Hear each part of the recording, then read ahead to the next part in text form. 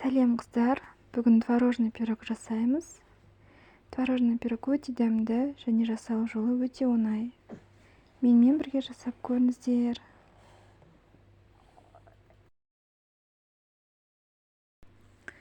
Бізге 500 грамм ұн, 180 грамм сары май қажет.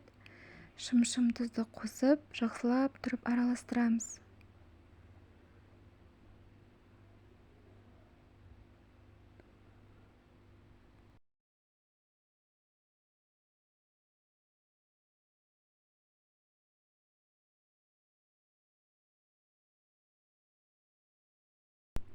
Маған осындай ыдысқа жасау ыңғайлы болды. Сіздер өздеріңіз көресіздер ғой, қандай ыдысқа жасайтындарыңыз. 200 грамм қант алған едім, соның 100 граммын салдым. 2 жұмыртқа және қопсытқыш разрыхлительді қостым. Қолмен жақсылап тұрып араластырып, қамыр иледім.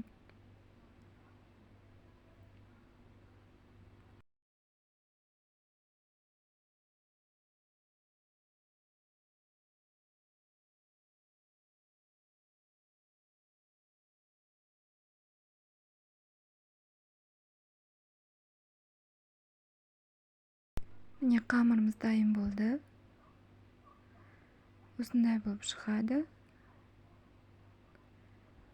Енді осы қамырды пищевой пленкамен немесе целлофанға салып қоямыз.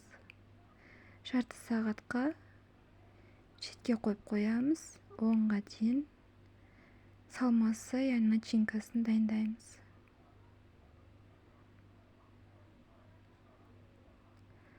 Ол үшін бізге шамамен 400-500 грамм творог ірімшік қажет. Осыған 2 жұмыртқаны саламыз. Және бағанағыдан қалған 100 грамм қантты салып, сонымен қатар клейгей, яғни сметанадан шамамен 1-2 үлкен қасықтай саламыз да миксермен араластырамыз.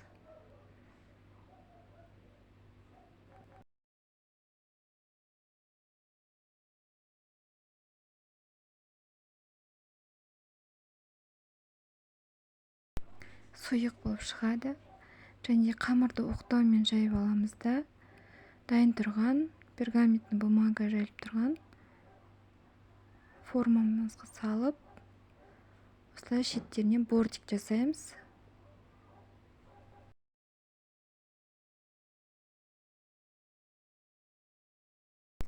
Начинкамызды құямыз осылай. 1 сағатқа 180 градусқа жылып тұрған пешке саламыз.